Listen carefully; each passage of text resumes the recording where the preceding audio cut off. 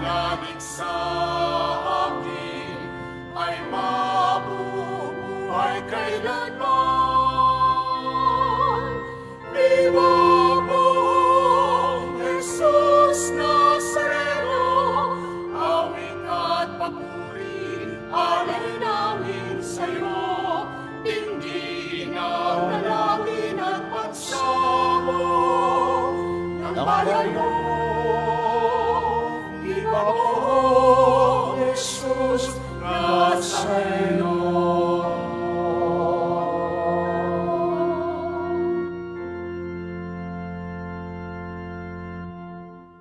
Sa ngalan ng Ama, ng Anak, at ng Espiritu Santo, Amen.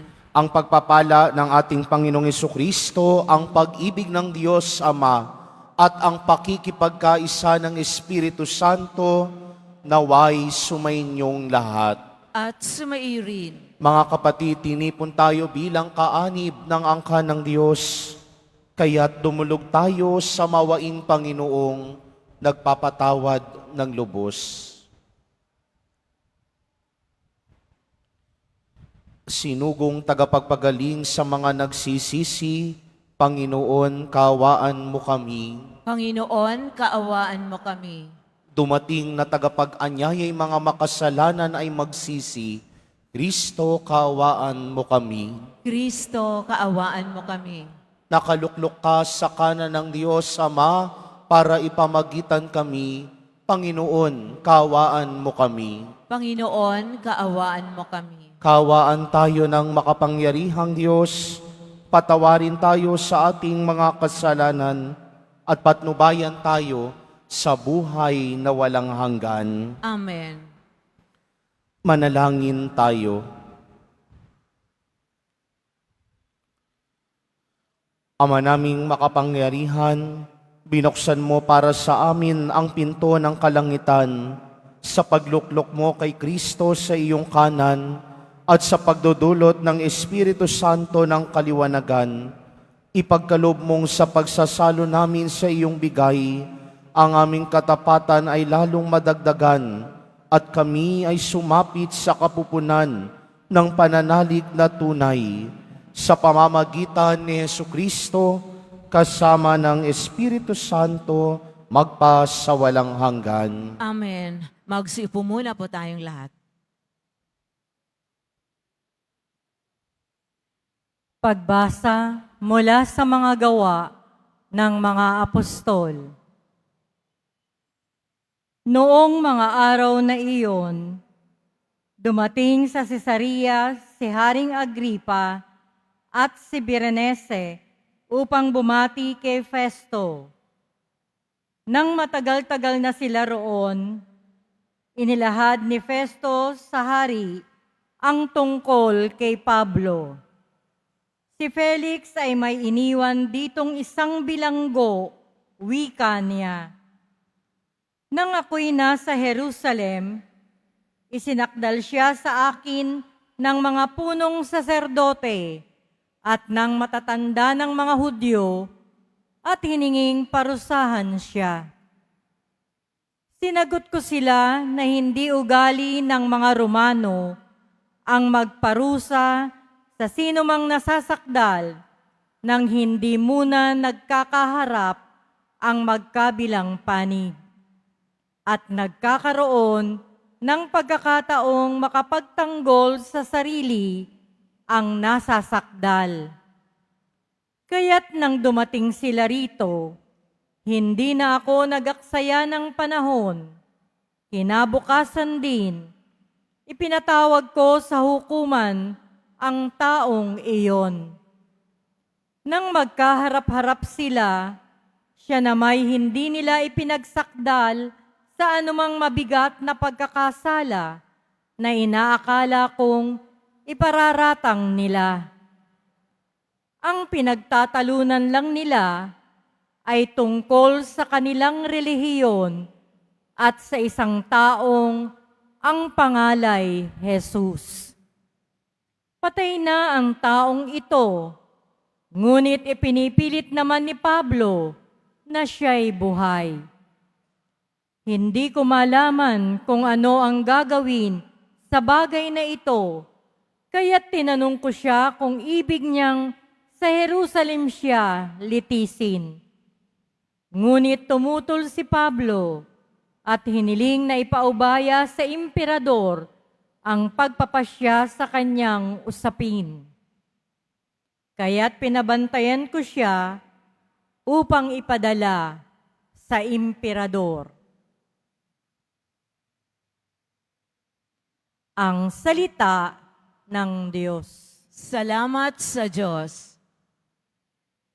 Panginooy may luklukang matatag sa kalangitan. Panginooy may luklukang matatag sa kalangitan. Panginooy papurihan, purihin mo, kaluluwa, ang pangalan niyang banal, purihin mo sa tuwina.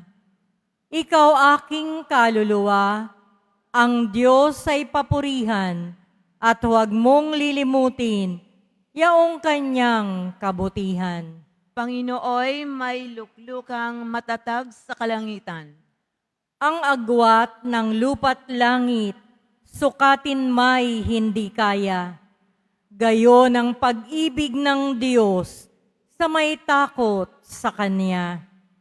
Ang silangan at kanluran, kung gaano ang distansya, gayong-gayon ang pagtingin sa sinumang nagkasala. Panginooy may luklukang matatag sa kalangitan. Ang poon nga ang nagtayo ng trono sa kalangitan. Mula doon sa nilikhay, magaharing walang hanggan. O purihin ninyo siya, kayong mga anghel ng Diyos, kayong mga nakikinig at sa Kanya'y sumusunod. Panginooy may luklukang matatag sa kalangitan. Tumayo na po ang lahat.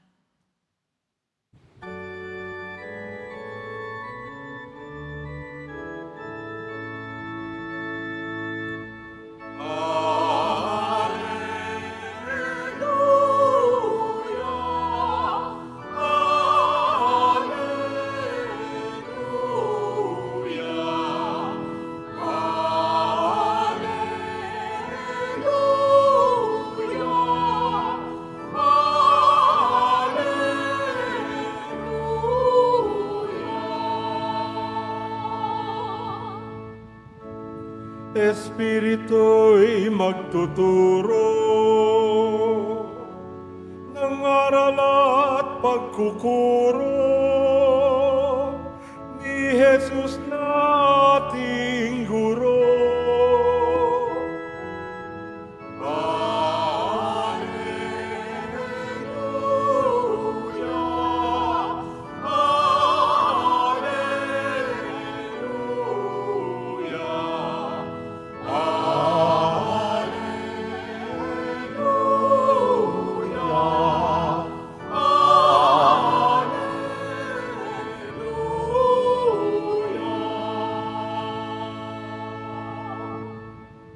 Sumainyo ang Panginoon. At sumairin. Ang mabuting balita ng Panginoon ayon kay San Juan.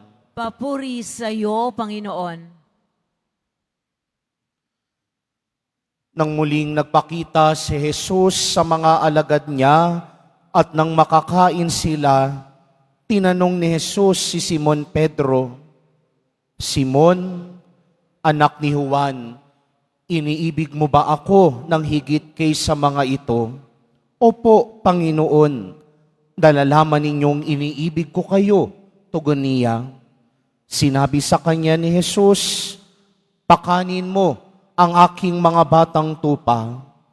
Muli siyang tinanong ni Jesus, "Simon, anak ni Juan, iniibig mo ba ako?"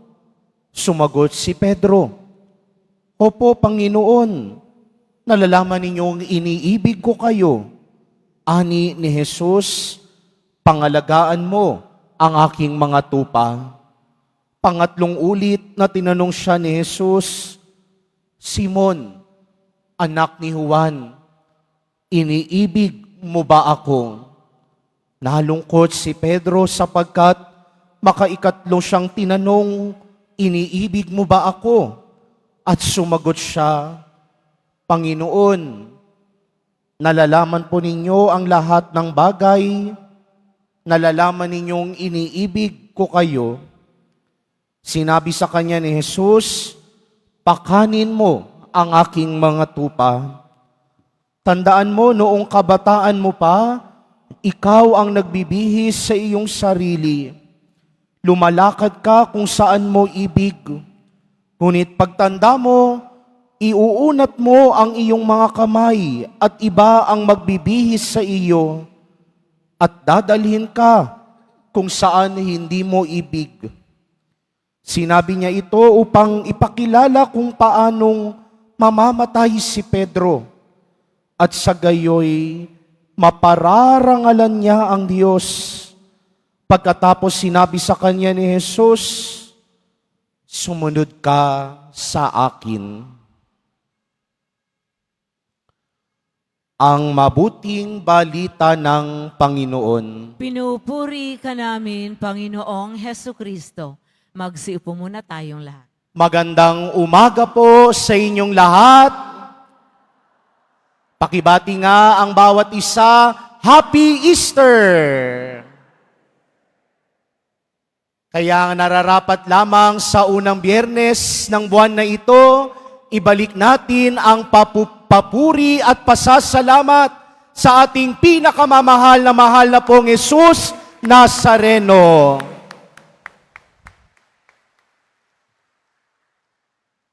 Nakatutuwang mapagnilayan sa Ebanghelyo sa unang Biyernes ng buwan na ito, ang isang napakamarubdob na tagpuan ni Pedro at ni Jesus. Nangyari ito ilang araw nang muling mabuhay ang Panginoon sa kaparehong lawa, sa kaparehong lugar kung saan unay niyang nakilala at natagpuan si Simon Pedro. 3 beses na tinanong ni Jesus si Simon, Simon, anak ni Juan, iniibig mo ba ako? Bakit kaya 3 beses na nagtanong si Jesus nang iniibig mo ba ako? Dahil ba pinagdududahan niya ang sagot ni Pedro? Dahil ba hindi siya nagtitiwala sa sasabihin ni Pedro? Dahil ba nasa isip ni Jesus, puros lang naman niyang salita. Sige nga, subukan ko nga kung kaya niyang panindigan. Pero bakit 3 beses kayang tinanong ni Jesus si Simon, Simon, anak ni Juan, iniibig mo ba ako? Dahil gustong ipaalaala ni Jesus kay Simon na ang pagmamahal ng Diyos ay mas higit lagi sa kahit anong pagkakamali ng tao. Ang pagmamahal ng Diyos ay mas nakatataas lagi sa kahit anong uri ng pagkakamali at pagkakadapa ng tao. Minsan iniisip natin, pag nadadapa at nagkakasala tayo, tingin natin sa sarili natin, kahindik-hindik, kahiya-hiya. Tinatanong pa natin ang sarili natin, mahal pa kaya tayo ng Diyos? Bakit kaya pa ulit-ulit akong nagkakasala? Kinalimutan na ba ako ng Diyos? Nagbibingi-bingian na ba ang Diyos? Pero baka minsan, tayo na lang ang tumitingin sa sarili natin. Ang pamantayan at batayan natin lagi sa pagmamahal ng Diyos ay ang pagmamahal ng tao. Pero ibahin natin lagi kung paano magmahal ang Diyos. Nakatutuwa ang imaheng ginamit sa salmong tugunan. Sabi ng salmista, ang agwat ng lupa at langit. Sukatin may hindi kaya. Gayon daw ang pag-ibig ng Diyos sa mga taong may takot sa Kanya. Ganon kung maawa ang Diyos, hindi kayang masukat kahit ang agwat ng langit at lupa, ang distansya ng silangan at kanluran, hindi masusukat, hindi kayang sukatin ng anumang pangtaong panukat ang pagmamahal ng Diyos. Kaya nga ang pagmamahal ng Diyos, tinatawag na agape. It is an agapeic love. It is a selfless love. It is a love who always wills the good of the other. Ang pagmamahal na hindi marunong manumbat. Ang pagmamahal na laging kumalimot at handang kalimutan ang sarili. Ganon kung magmahal ang Diyos. Napansin nyo ba? Kahit pa ulit-ulit tayong nadadapa, kahit pa ulit-ulit tayong nagkakamali, paulit-ulit tayong nagkakasala, pero bakit kaya nandito pa rin tayo magpahanggang ngayon? Bakit kaya nahinga ka pa rin? Dahil ba siguro, sabi sa kasabihan, mahaba ang buhay ng mga taong masasama? No. Isa lang ang sagot. Dahil pinag-uubra tayo at pinagiging dapat lagi ng pagmamahal ng Diyos. Kaya nang tanungin ni Jesus si Simon Pedro, Simon, anak ni Juan, iniibig mo ba ako ng higit sa mga ito? Para bagang sinasabi niya kay Simon, Simon, alam kong nagkamali ka. Simon, alam kong hindi mo ako kinilala ng 3 beses. Simon, alam kong mahina ang loob mo. Simon, alam kong marami kang naging pagkakamali sa akin. Pero Simon, handa ka pa rin bang mahalin ako ng higit sa mga kasalanan mo? At nakatutuwa at nakaiiyak ang sagot ni Simon Pedro, Panginoon, nalalaman ninyo ang lahat. Nalalaman ninyong iniibig ko kayo. Alam niyo ho, habang binabasa ko at pinagninilayan ang ibanghelyong itong kahapon, hindi ko maiwasang mapatanong sa sarili ko na parang nangungusap ang ibanghelyong ito sa karanasan ko ngayon. Dahil pagkatapos tanongin ni Jesus si Simon, ang iniibig mo ba ako? Sinabi ni Jesus ang magiging misyon at kapalaran ni Simon. Sabi ni Jesus sa dulo ng Ibanghelyo, kung nung bata ka, merong ibang gusto mong nagagawa mo ang kahit anong gusto mong gawin. Pero ngayon, iuunat mo ang iyong mga kamay, iba ang magbibihis sa iyo at lalakad ka kung saan mo hindi ibig. Sinasabi ni Jesus, ang magiging kamatayan ni Simon Pedro. Sinasabi ni Jesus, ang magiging misyon na kahaharapin ni Simon Pedro. Kaya nang sabihin ni Simon, Panginoon, nalalaman niyo ang lahat-lahat sa akin, iniibig ko po kayo. Batid ni Simon na makasalanan siya. Batid ni Simon na mahinang tao siya. Batid ni Simon na hindi siya karapat-dapat. Pero batid ni Simon na masigit pa rin lagi ang pagmamahal ng Diyos. Habang binabasa ko ito, sinasabi ko rin to sa sarili ko. Alam niyo ho, aalis na ho kasi ako ng Quiapo. Padadalaw ako sa isang misyon na hindi ko naman talaga inibig at ginusto. Pero kailangang sumunod dahil yun ang kalooban ng Diyos. Sabi ko, kung pupunta lang ako ng Roma para mamasyal at mag-pilgrimage, okay lang. Pero isa sa mga magiging pagsubok ay ang mag-aral at mapalayo sa mga mahal sa buhay. Di tulad dito sa Pilipinas, nung nasa seminaryo ako, pag nalulungkot ka, uwi ka lang. Pag nalulungkot ka, labas ka lang.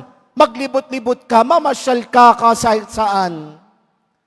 Pero pagdating doon sa ibang bayan, ibang-iba ang buhay. At lagi kong sinasabi to sa mga kabatch ko. Sabi ko, sa totoo lang, hindi ako excited. Kinakabahan ako. Maraming pag-aalinlangan. Pero napagtanto ko na ang gagawin kong misyon na ito ay hindi ko lamang misyon. Misyon ito ni Jesus Nazareno na ipinagkatiwala at ipinagkaloob sa akin para ibahagi din sa iba. Kaya nang sabihin ni Simon, Panginoon, nalalaman mo ang lahat, iniibig ko ho kayo. Ganon din ang nasambit ko sa kaduluduluhan. Panginoon, alam niyo ho ang mga kahinaan at kakulangan ko. Alam niyo kung ano ang mga kalakasan at kasalanan ko. Alam niyo kung saan ako mahina. Alam niyo kung saan ako nadapa. Pero hindi ko malilimutan lagi na mas higit lagi ang pagmamahal mo kaysa sa mga ito. Kaya mga minamahal kong kapatid, sa misang ito, yan ang ipangusap natin kay Jesus Nazareno. Hindi man tayo karapat-dapat sa kanyang pagmamahal, paulit-ulit man tayong nagkakamali, paulit-ulit man tayong nagkakasala, pero tandaan natin lagi, mas mangingibabaw at mas higit lagi ang pagmamahal ni Jesus Nazareno kaysa mga ito.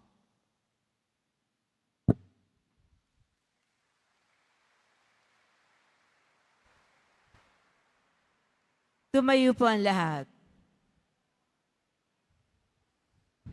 Minamahal kong mga kapatid, bunga ng pagkaunawang isinugo tayo sa misyong katulad ng kay San Pedro, hilingin natin sa Diyos Ama na palakasin ang ating pananampalataya. Sa bawat panalangin ang ating itutugon, Ama, pagpalain mo ang iyong kawan. Ama, pagpalain mo ang iyong kawan. Ang Santo Papa at lahat ng may katungkulan sa simbahan, naway gabayan ng banal na Espiritu, manalangin tayo. Ama, pagpalain mo ang iyong kawan. Ang mga mag-asawa, naway magkaroon ng matalas na pakiramdam sa pangangailangan ng bawat isa at maging maligaya sa kanilang pagsasama, manalangin tayo. Ama, pagpalain mo ang iyong kawan. Ang mga makasalanan, naway makatagpo ng pag-asa at lakas ng loob sa pagpapatawad ng Panginoon kay San Pedro, manalangin tayo. Ama, pagpalain mo ang iyong kawan. Ang mga may sakit at nababagabag, naway makaranas ng presensya ng Panginoon sa gitna ng kanilang mga pagdurusa at paghihirap. Manalangin tayo. Ama, pagpalain mo ang iyong kawan. Ang mga yumaong mahal natin sa buhay, naway makatanggap ng liwanag, kaligayahan at kapanatagan. Manalangin tayo. Ama, pagpalain mo ang iyong kawan. Ama naming nasa langit, isinugo mo ang iyong anak upang iligtas ang mundo sa pamamagitan ng gawain ng iyong simbahan. Palakasin nawa ang aming loob ng halimbawa ni San Pedro upang magsikap kami para sa paglaganap ng iyong kaharian sa lupa. Hiniling namin ito sa pamamagitan ni Kristo na aming Panginoon. Amen. Magsiupo ang lahat.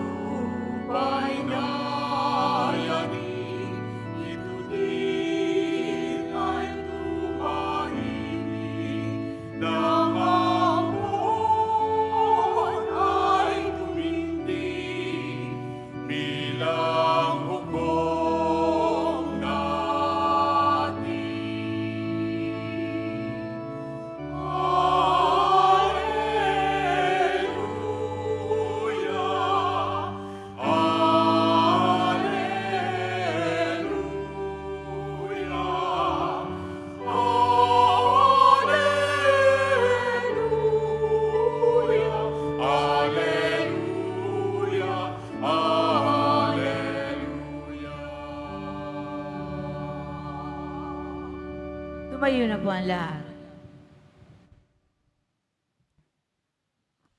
Manalangin kayo mga kapatid upang paghahain natin ay kalugdan ng Diyos amang makapangyarihan. Tanggapin nawa ng Panginoon itong paghahain sa iyong mga kamay sa kapurihan niya at karangalan sa ating kapakinabangan at sa buong sambayanan niyang banal. Ama naming lumikha, tunghayan mo ang paghahain ng iyong sambayanan upang pakundangan sa iyong kinalulugdang mga alay, ang aming kalooban ay gawing dalisay sa pagdating ng Espiritong Banal sa pamamagitan ni Jesucristo kasama ng Espiritu Santo magpa sa walang hanggan. Amen. Sumainyo ang Panginoon. At sumairi. Itaas sa Diyos ang inyong puso at diwa. Itinaas na namin sa Panginoon. Pasalamatan natin ang Panginoong ating Diyos. Marapat na siya ay pasalamatan. Ama naming makapangyarihan, tunay ngang marapat na ikaw ay aming pasalamatan.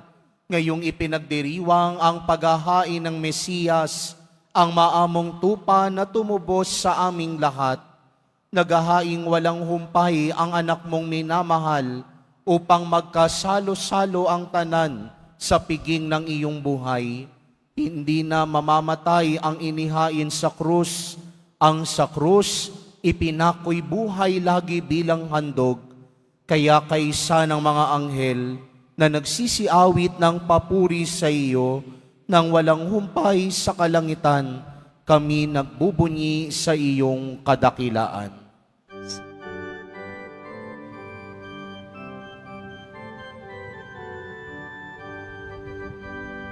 Santo, Santo, Santo, Panginoong Diyos ng mga upo, napupuno ang langit at lupa ng kadakilaan mo.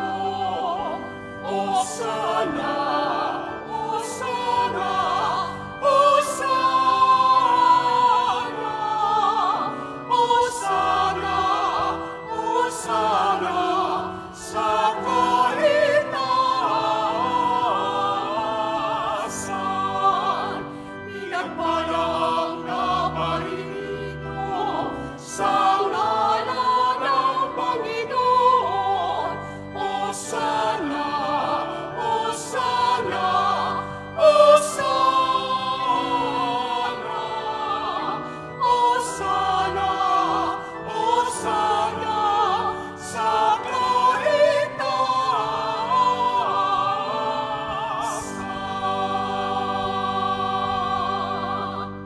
Lumuhod po ang lahat. Ama naming banal, ikaw ang bukal ng tanang kabanalan, kaya't sa pamamagitan ng iyong Espiritu, gawin mong banal ang mga kaloob na ito upang para sa amin maging katawan at dugo ng aming Panginoong Heso Kristo. Bago niya pinagtiis ang kusang loob na maging handog, hinawakan niya ang tinapay, pinasalamatan kaniya, pinaghati-hati niya iyon, iniabot sa kanyang mga alagad at sinabi, "Tanggapin ninyong lahat ito at kanin. Ito ang aking katawan na ihahandog para sa inyo."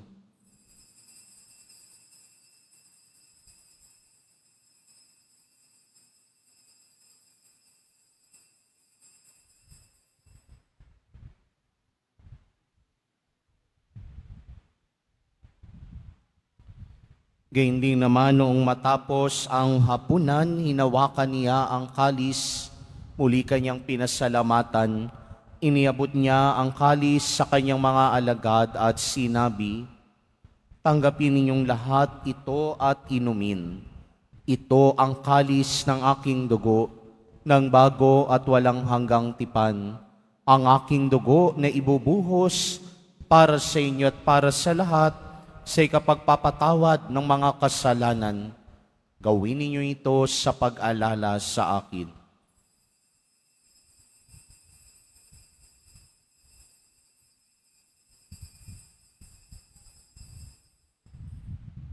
Tumayo na po tayo. Ipagbunyi natin ang misteryo ng pananampalataya. Si Kristo'y namatay, si Kristo'y nabuhay, si Kristo'y babalik sa wakas ng panahon. Ama, ginagawa namin ngayon ang pag-alala sa pagkamatay at muling pagkabuhay ng iyong anak, kaya't iniaalay namin sa iyo ang tinapay na nagbibigay buhay at ang kalis na nagkakaloob ng kaligtasan. Kami nagpapasalamat dahil kami iyong minarapat na tumayo sa harap mo para maglingkod sa iyo.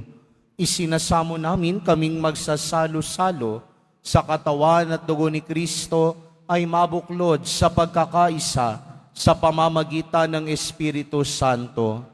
Ama, lingapin mo po ang iyong simbahang laganap sa buong daigdig. Puspusin mo kami sa pag-ibig kay isa ni Leon na aming Papa at ni Jose na aming Obispo at ng Tanang Kaparian. Alalahanin mo rin ang mga kapatid naming nahimlay na may pag-asang sila'y muling mabubuhay, gayon din ang lahat ng mga pumanaw.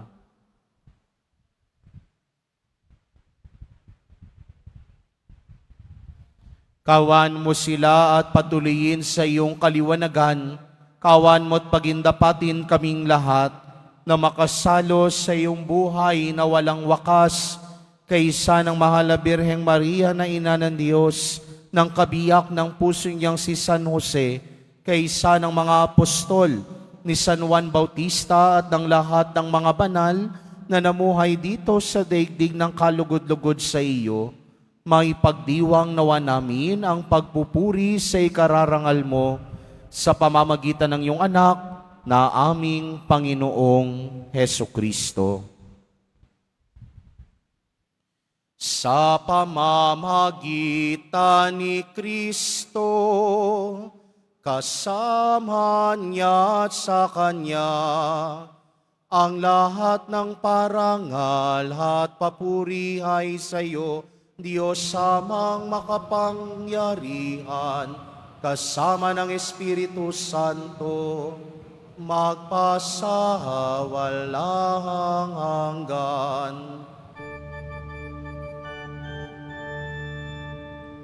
Amen, amen, amen.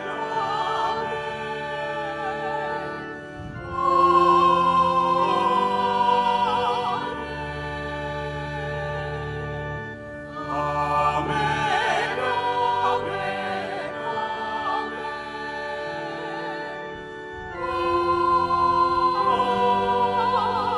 amen.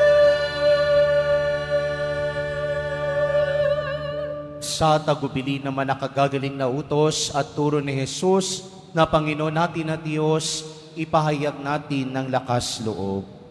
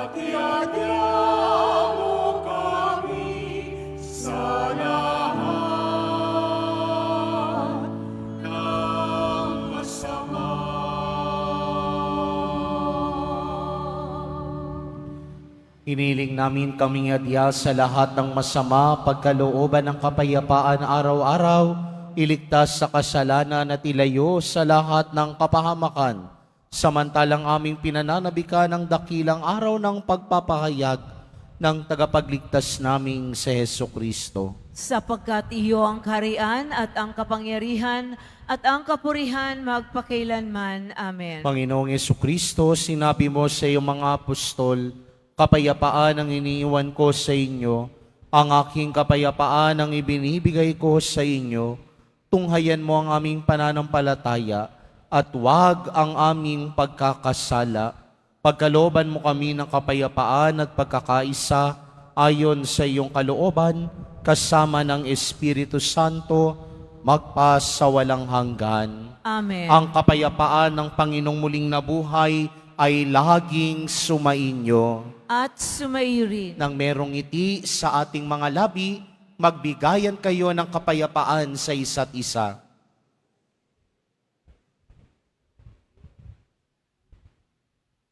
Kordero ng Diyos na nag-aalis ng mga kasalanan ng sanlibutan, maawa ka sa amin. Kordero ng Diyos na nag-aalis ng mga kasalanan ng sanlibutan, maawa ka sa amin.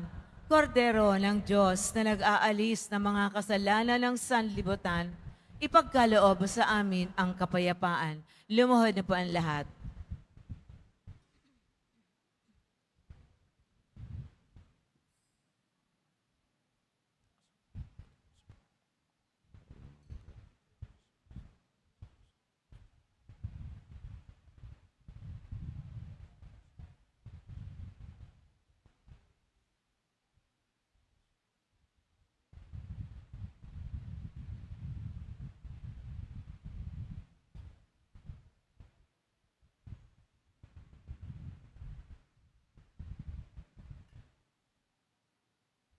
Ito si Jesus, ang Kordero ng Diyos, na nag-aalis ng mga kasalanan ng sanlibutan. Mapapalad ang mga inaanyayahan sa kanyang piging. Panginoon, hindi ako karapat-dapat na magpatuloy sa iyo, Ngunit sa isang salita mo lamang ay gagaling na ako.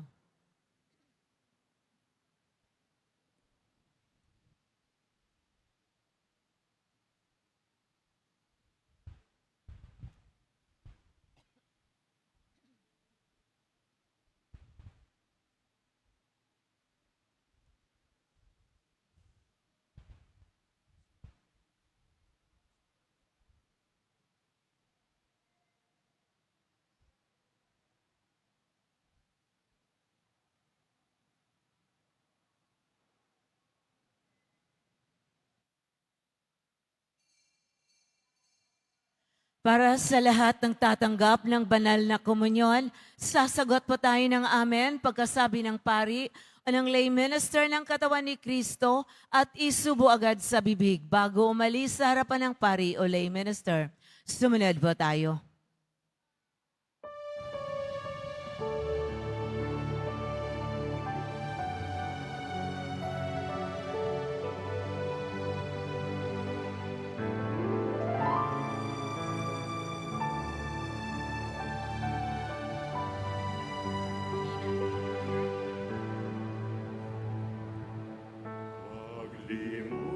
Paglimutin nakaraang araw,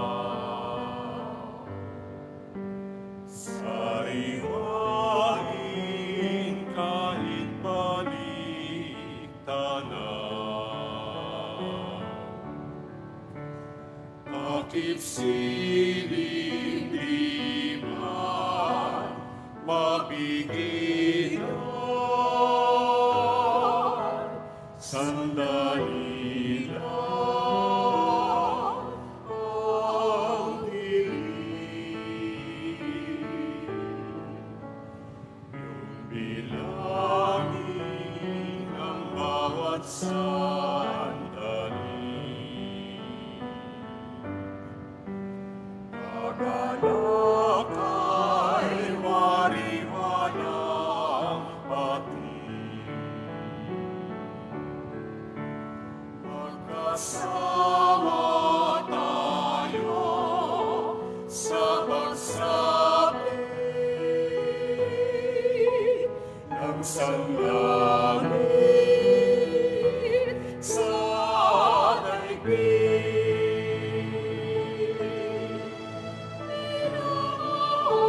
Minahal kita,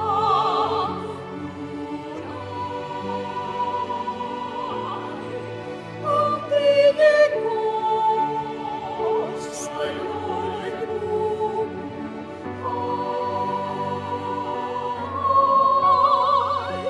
Sa pitil mo ang aking ibig, at ako sa iyo'y aamin.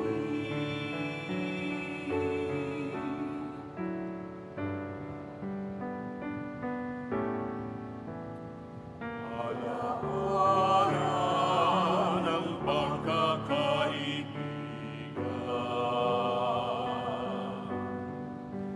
sa puso itago't ingatan, sa pagsilay ng buhay tingnan. Alaala at puso'y isa. Minamahal kita, tunay ang tinig ko sa'yo'y bumuhay.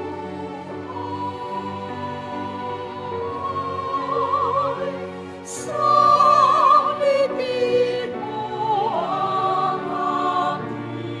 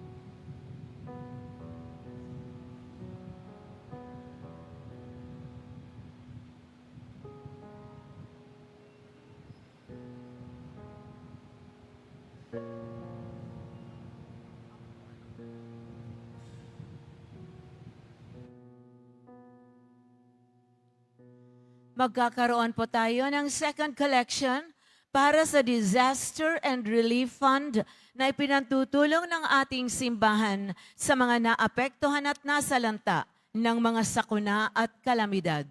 Tumulong po tayo.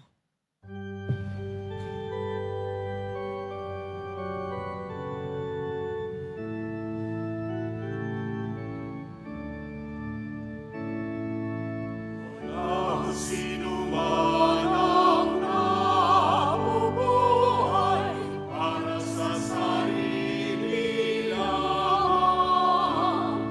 Walang sinuman ang namamatay para sa sarili lamang. Tayong lahat ay may pananagutan sa isa't isa. Tayong lahat ay tinipon ng Diyos na kapiling niya.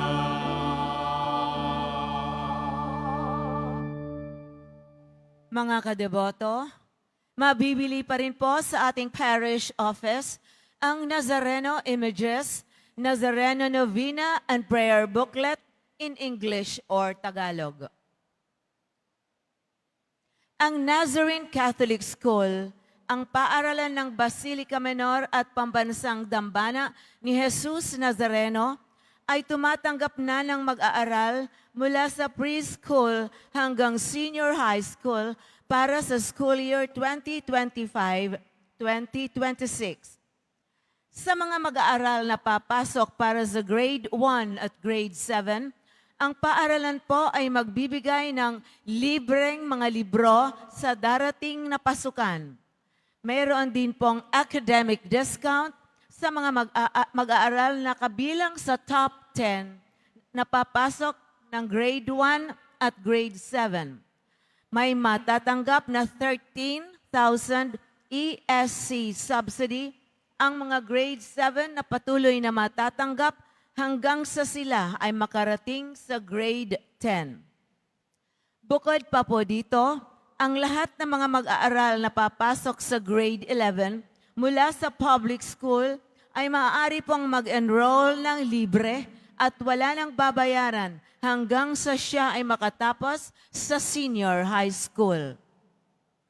Para sa karagdagang impormasyon, tulang pang edukasyon, pinansyal, diskwento at mga scholarship, maaari kayong mag-message sa The Nazarene Catholic Schools Facebook page. Tumawag sa mga numero na nakapaskil sa ating LED screens. Pagkatapos ng misa, wiwisikan po ng banal na tubig ay magaganap sa labas ng ating simbahan. Pinakikiusapan ng lahat na ang tanging labasan o exit ay sa Quezon Boulevard at sa Plaza San Juan lamang. Iwasan po natin ang magtulakan. Sumunod po tayo. Maraming salamat po sa inyong pagdalaw at pagsisimba sa Basilica Menor at Pambansang Dambana ni Jesus Nazareno. Lumuhod na po tayo at dasalin natin ang panalangin sa mahal na poong Jesus Nazareno. Mahal na poong Jesus Nazareno, banal ang iyong pangalan. Dinadakila at pinasasalamatan ka namin. Nagpakababa ka at sumunod sa kalooban ng Ama. Pinasan mo ang krus at nag-alay ng buhay para sa aming kaligtasan. Tanggapin mo ang aming dasal at sakripisyo. Itulot mo na kaming sumasamo ng buong katapatan at pagmamahal, magbahagi ng mabuting balita, magsisi at itakwil ang kasalanan at masama, at maghatid ng awa at kapayapaan sa aming kapwa. Ipinagkakatiwala namin sa iyo ang lahat-lahat sa amin. Ipinapanalangin namin ang mga nananangailangan ng iyong tulong.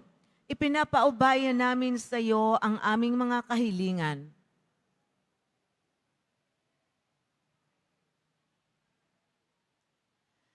Itong aming pagdedebosyon at panata ay lalo nawang magpalapit sa amin sa iyo at sa aming kapwa, upang nagmamahal at nagkakaisa kaming magtaguyod ng iyong kaharian dito sa lupa hanggang sa langit, na aming tunay na tahanan kung saan naghahari ka sa kaluwalhatian, magpas sa walang hanggan.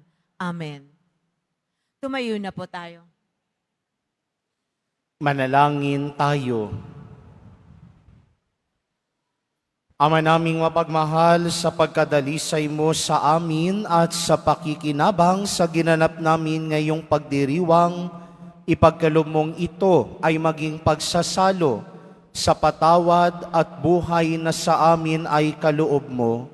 Sa pamamagitan ni Jesucristo, kasama ng Espiritu Santo, magpas sa walang hanggan. Amen. Bago ang huling pagbabasbas, sa puntong ito, nais ko pong magpasalamat sa inyo. Bagamat bihira ho tayo magkita siguro sa ilan dito, pero salamat ho sa 5 buwan ng pakikilakbay, pakikisalya, at pakikipagtraslasyon. Pagdasal niyo ako, lalo tigit kaming mga batang pari, nawa kung ano man ang maging kalooban ng Diyos para sa amin, maging tapat kami lagi. Kung magkadapa, magkamali, laging mangibabaw sana ang pagmamahal ng Diyos, awat habag sa amin.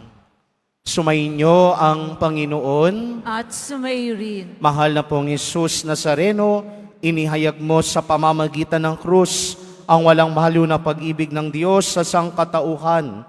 Pakinggan mo ang kahilingan lalo na para sa mga nangangailangan ng iyong tulong at awa. Makamtan nawa namin ang iyong kasagutan na may utang na loob na tinatanaw.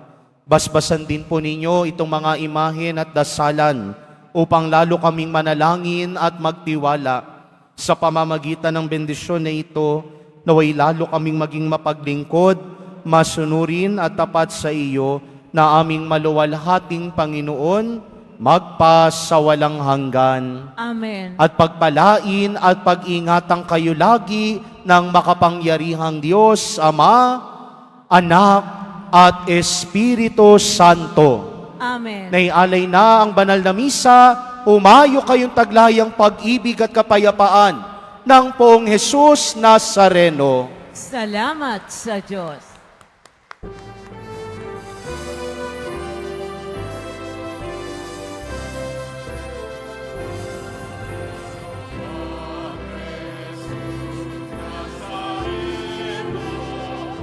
Sinasambro